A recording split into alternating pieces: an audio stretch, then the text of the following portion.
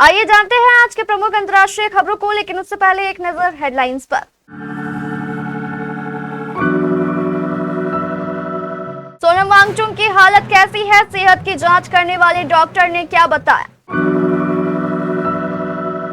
Space में भारत का वंदे मातरम विक्रम 1 से भेजी गई वैज्ञानिकों की सूक्ष्म मूर्तियां। दान के पैसे से जमीन, गिफ्ट और भंडारा, चढ़ावा चोरी मामले में मनीष यादव ने उगले कई बड़े राज।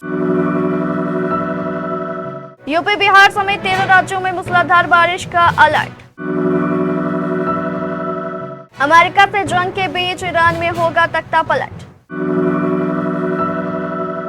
जॉर्डन में अमेरिकी सैनिकों की मौत के बाद यूएस ने ईरान पर दागी मिसाइलें। न्यूयॉर्क में नेतन्याहू का अरेस्ट करेंगे ममदानी। कौन है पाकिस्तानी सुंदरी अनीका जमाल, 73 सालों में पहली बार मिस वर्ल्ड की रेस में।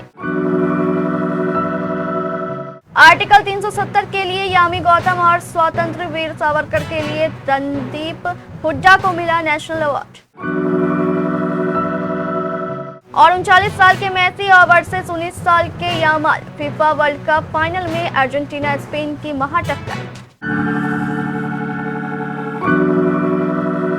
शनिवार को सोशल एक्टिविस्ट सोनम वांगचुक को दिल्ली के जंतर मंतर से उठाकर सफदरजंग अस्पताल लाए जाने के बाद उनके स्वास्थ्य को लेकर मेडिकल रिपोर्ट जारी किया गया था। सफदरजंग अस्पताल के मेडिकल रिपोर्ट में बताया गया था कि सोनम वांगचुक ने ड्रिप और मुंह से किसी भी तरह का तरल पदार्थ लेने से मना कर दिया है। वहीं उनकी सेहत की जांच करने वाले एम्स दिल्ली के इमरजेंसी मेडिसिन डिपार्टमेंट के एडिशनल प्रोफेसर डॉक्टर अक्षय ने बताया कि उनके सभी जरूरी हेल्थ इंडिकेटर सामान्य हैं, वो पूरी तरह होश में हैं और ठीक से बात कर रहे हैं। वहीं दूसरी ओर सोनम वांगचुक की पत्नी गीतांजलि जे अंगमो ने उन्हें जल्द से जल्द अस्पताल से डिस्चार्ज करने की मांग की है।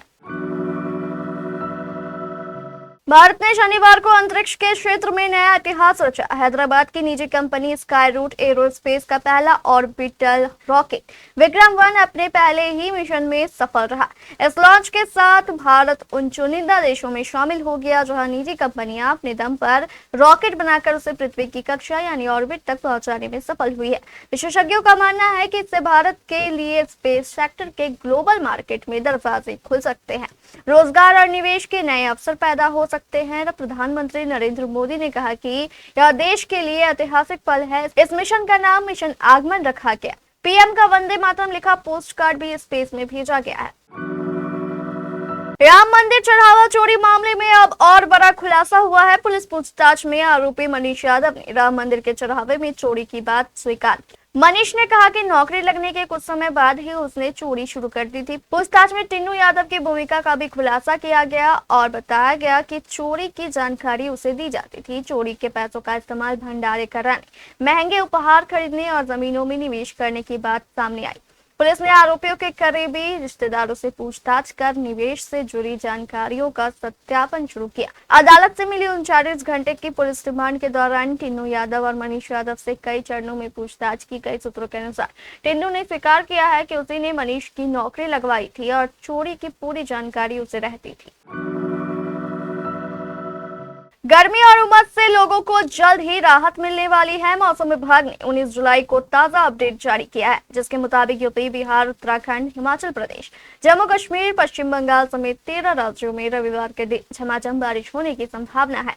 आईएमडी के अपडेट के हिसाब से बंगाल की खाड़ी में बन रहे नए सिस्टम की वजह से अब बादल फिर से छाने लगे हैं और बारिश की संभावना बन रही है। बीते 24 घंटे के दौरान यूपी, बिहार समेत उत्तर पश्चिम के कई राज्यों में अच्छी बारिश हुई है। दिल्ली एनसीआर में भी अगले 24 घंटे के दौरान बारिश हो सकती है। ऐसे में यहां लोगों को भी उमस भरी गर्मी से राहत मिलने की उम्मीद है। पहाड़ी राज्यों में भी मानसून की वापसी हो रही है और यहां तेज बारिश का दौर एक बार फिर से शुरू हो गया है।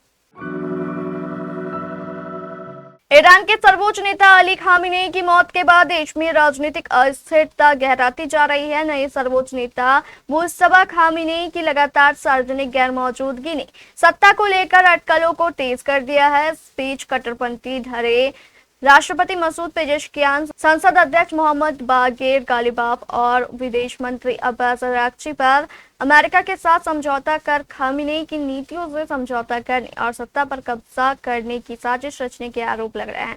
अली खामेनी की अंतिम यात्रा के दौरान माहौल उस समय तनावपूर्ण हो गया जब राष्ट्रपति पेजेशकियान के खिलाफ भीड़ ने समझौतावादी मुर्दाबाद जैसे नारे लगाए। वहीं विदेश मंत्री अब्बास अरागची पर पत्थर फेंके गए और उन्हें देशद्रोही कहकर विरोध किया गया। अरागची को कार्यक्रम बीच में छोड़ना पड़ा। कट्टरपंथियों का आरोप है कि अमेरिका के साथ युद्ध विराम और प्रतिबंधों में राहत का समझौता ईरान की क्रांतिकारी विचारधारा के खिलाफ है। जॉर्डन पर किए गए ईरानी हमले में 2 अमेरिकी सैनिकों की मौत के बाद अमेरिका ने रविवार को अमेरिका ईरान के खिलाफ नए हवाई हमले किए हैं।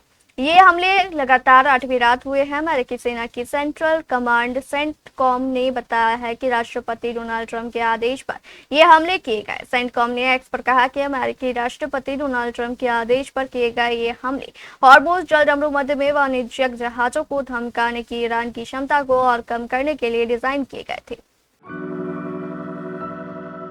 न्यूयॉर्क के मेयर जोहरान ममदानी ने इजराइल के प्रधानमंत्री बेंजामिन नेतन्याहू को लेकर बड़ा बयान दिया। उन्होंने कहा कि अगर नेतन्याहू सितंबर में संयुक्त राष्ट्र महासभा में हिस्सा लेने न्यूयॉर्क आते हैं तो उनकी गिरफ्तारी की संभावना पर उनकी प्रशासनिक टीम कानूनी राय ले रही है। एक इंटरव्यू में ममदानी ने कहा, मेरा मानना है कि नेतन्याहू का स्थान हेग में है।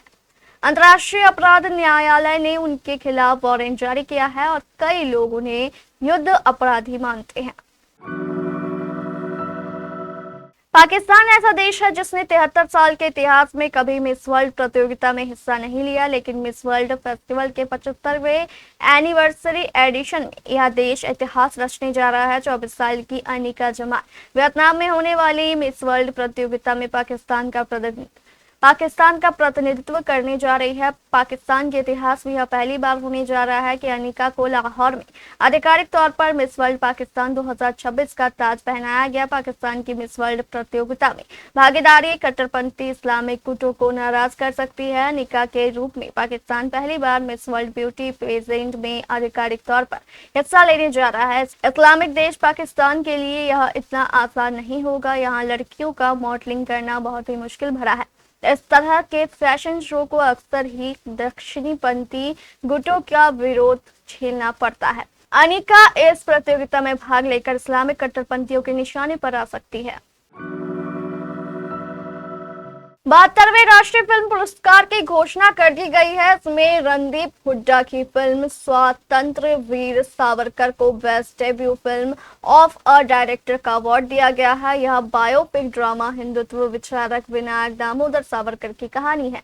यह फिल्म हुड्डा के निर्देशन में बनी पहली फिल्म है और इसमें उन्होंने मुख्य भूमिका निभाई है। 72वें राष्ट्रीय फिल्म पुरस्कारों में फिल्म आर्टिकल 370 को साल 2024 की सर्वश्रेष्ठ फीचर फिल्म का अवार्ड मिला है। वहीं सर्वश्रेष्ठ हिंदी फिल्म का पुरस्कार राजकुमार राव अभिनीत फिल्म श्रीकांत को मिला है। ममूटी और कार्तिक आर्यन ने अपनी फिल्मों ब्रह्मयुगम और चंदू चैंपियन के लिए best actor in leading role का पुरस्कार साझा किया। ममूटी को चौथी बार राष्ट्रीय फिल्म पुरस्कार मिला है। फुटबॉल की दुनिया एक ऐतिहासिक मुकाबले की गवाह बनने जा रही है। 20 जुलाई सोमवार को भारतीय समय अनुसार 12:30 बजे न्यू जर्सी के मेटलाइफ स्टेडियम में फीफा वर्ल्ड कप 2026 का फाइनल खेला जाएगा। वहां मौजूदा विश्व चैंपियन अर्जेंटीना और यूरोपीय चैंपियन स्पेन आमने सामने होंगे। यह सिर्फ 2 दिग्गज टीमों की टक्कर नहीं बल्कि 2 पीढ़ियों का मुकाबला भी होगा। एक तरफ होंगे 39 वर्षीय लियोनेल मेसी जो अपने करियर का आखिरी वर्ल्ड कप मैच खेल सकते हैं, वहीं दूसरी ओर होंगे 19 साल के लामिन यामाल जिन्हें फुटबॉल का अगला सुपरस्टार माना जा रहा है। इतिहास में पहली बार मेंस फीफा वर्ल्ड कप के फाइनल में मौजूदा कोपा अमेरिका चैंपियन और यूरो चैंपियन खिताब के लिए भिड़ेंगे।